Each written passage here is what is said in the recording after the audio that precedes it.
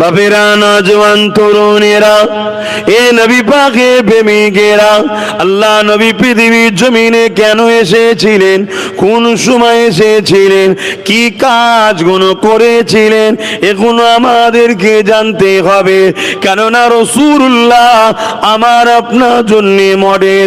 লাকাদ কানা লাকুম ফি রাসূলিল্লাহি উসওয়াতুন হাসানা। নবী আমাদের জন্য সব থেকে উত্তম মডেল। তাই নবী পাক কি জন্য এসেছিলেন, কি কাজ করেছে, এগুলো আমাকে আপনাকে জানতে হবে। এ নওজওয়ানেরা, আমার আব্বা জানেরা, আমার মায়েরা বোনেরা, এই জমিন পৃথিবী যখন ধ্বংসের দিকে চলে যাচ্ছিল, আল্লাহ পাক আমার নবীকে তখন দুনিয়ায় পাঠিয়েছিলেন। পৃথিবী কেমন ধ্বংসের দিকে যাচ্ছিল, নিজের বাপ গুলো জেন্ত নারীগুলোকে পুঁতে দিচ্ছিল, নিজেদের সন্তান গুলো নিজের মায়ের সঙ্গে নোংরা সম্পর্ক তৈরি করছিল, নিজেদের বাপ গুলো ছেলেগুলোকে হত্যা করে দিতেছিল, ছেলেগুলো বাপকে হত্যা করে দিতেছিল। এই পৃথিবীর ওপরে ধনীরা গরিবদের ঘরে কিতো দাস দাসী বানাতে লেগেছিল। এই জমিনের ওপরে 1000 বছরের ক্ষমতাশালী দেশ পারস্য ছিল, 1000 বছরের ক্ষমতাশালী শেষ। ওই দেশ এমন করে রাজারা ক্ষমতাশালীরা প্রজাদের ঘরে নিজেদের প্রপার্টি সম্পদ মনে করে তাদের ঘরের মেয়েগুলোকে নিজেদের জন্য ভোগের পাত্রী বানাতে লাগলো, তাদের দেহকে শোষণ করতে লাগলো, যুবকগুলোকে তাদের দাসত্ব বানাতে লাগলো, তাদেরকে এমন করে জুলুম করতে লাগলো। এক কথায় রোমের মতো সাম্রাজ্য, আজ যেমন আমেরিকা পৃথিবীর দাদা বলে, রোম তখন পৃথিবীর দাদা ছিল। সেই রোমের মতো সাম্রাজ্যরা ছিল মানবরূপী শয়তান হয়ে গিয়েছিল। কেমন শয়তান হয়ে গিয়েছিল, বড় বড় স্টেডিয়াম গ্যালারি তৈরি করে তার চতুর্দিকে তারা বসে থাকতো। আর ওই গ্যালারির বীজখানে মাঠেতে যেমন খেলা হয়, সেখানে গরিবের ঘরের যুবকদের ঘরে ছেড়ে দিয়ে বাঘের সঙ্গে কুস্তি লড়ার খেলা হতো। গরিবের ঘরের ছেলে নাচার, কেননা তার কোমরে দড়ি দিয়ে তাকে টেনে টেনে নিয়ে যে ছেড়ে দেওয়া হতো, সে জানটা বাঁচাবার জন্য বাঘের সঙ্গে লড়াইয়ে প্রস্তুত হতো। কিন্তু বাঘের থাবাতে গরিবের ঘরের ছেলেটা মারা যেত। আর তারা ভিআইপি নামে শয়তান গুলো বসে বসে হাততালি দিত। এই ছিল পৃথিবীর চরিত্র ধ্বংসের দিকে।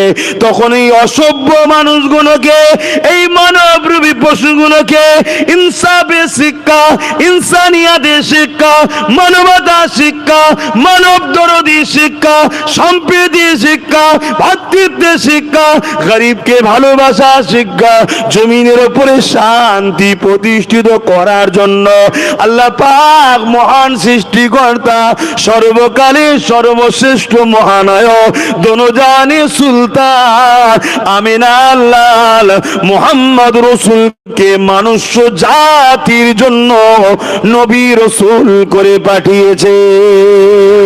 আরো জোরে বলুন সুবহান।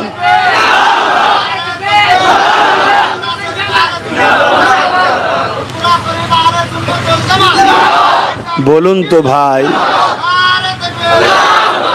মানুষ জুলুম করতে করতে যখন পশু হয়ে যায়, তাকে মানুষের রাস্তায় আনাটা কি সহজ? বলুন। পৃথিবী জুড়ে অন্যায় চলছে, পৃথিবী জুড়ে। খুব ভালো করে শোনেন, ইসলাম কাকে বলে জানেন? আজ আমরা নিজেরা ইসলাম ভুলে গেলাম। তাই এক দল মিডিয়া প্রতিদিন টিভিতে ইসলাম নিয়ে নানা রকম মিথ্যা অপপ্রচার করছে।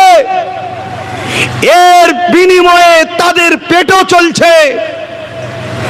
কেননা সেদিনে যেমন পারস্যের সম্রাট ছিল কাইসার, রোম সম্রাট ছিল, আরব দুনিয়ার সম্রাট আবু জেহেল, এরকম সবাই ইসলামের বিরুদ্ধে লেগেছিল। আজও মানবরূপী কিছু পশু আছে, তারা বারবার ইসলামের পিছনে লাগছে, কারণ সেদিনে ইসলামের আদর্শে পৃথিবীর অন্ধকার আলোকিত হয়ে গিয়েছিল। জোরে বলুন সুবহানাল্লাহ।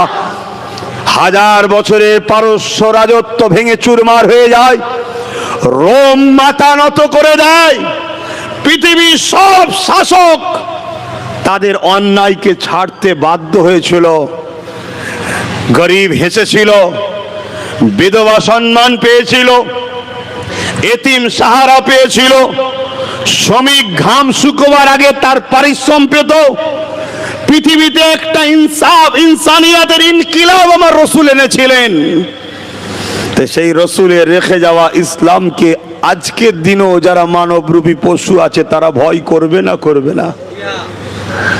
তাই তারা বিভিন্নভাবে ইসলামকে নানা রকম কুরুচিকর মন্তব্য দিয়ে মানুষের কাছে প্রজেক্ট করতে চাইছে, যাতে করে সত্যটা মিথ্যার প্রচারের কাছে চাপা পড়ে যায়। হিটলারের একটা কথা, হিটলারকে চেনেন? হ্যাঁ, হিটলারের নাম শোনেন না? 1 কোটি লোককে মেরেছিল। কত? বাপ রে বাপ, কত? 1 কোটি। ভাবছেন? এই ভাবছেন আমরা তো একটা লোক যদি কাউকে মারে তাকে দেখলে আমাদের ঘৃণা আসে। হিটলার 1 কোটি লোক মেরেছে, তার মধ্যে প্রায় 60-70 হাজার শুধু ইহুদি মেরেছে। কত? 60-70 হাজার ইহুদি। পৃথিবীর সবাই তখন হিটলারের নাকি বিরোধী করেছিল। হিটলার বলল, কিছু ইহুদি রেখে গেলাম, একদিন তোরা আমার গুণ গাইবি। যে ঠিকই করেছিল। কথা বুঝছেন না? বোঝেন নে? এ কথা তোরা একদিন বলবি। তো যাক, ওদিকে আমি যাচ্ছি না। হিটলারের থেকেও আর একজনের নাম, 2.5 কোটি লোক মেরেছে। নাম জানেন কি? চিঙ্গিস খান। কি নাম? চিঙ্গিস খান। নাম শোনেন না?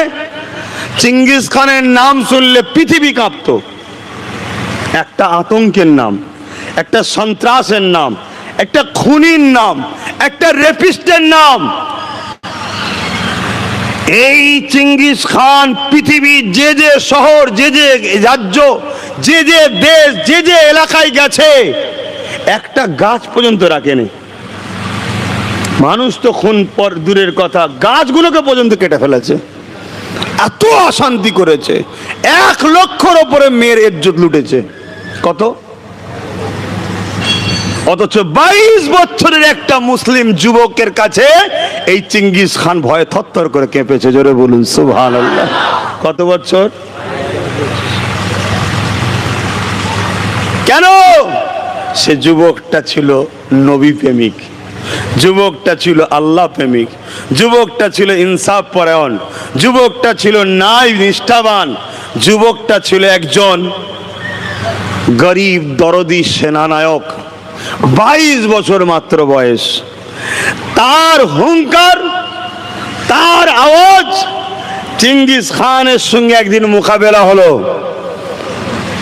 চিঙ্গিস খান কাঁপতে শুরু করেছিল এবং বলেছিল, যদি এই যুবকটা আমার সন্তান হতো, পৃথিবী যতদিন থাকতো দ্বিতীয় কাউকে রাজত্ব করতে দিতাম না, আমরাই রাজত্ব করতাম।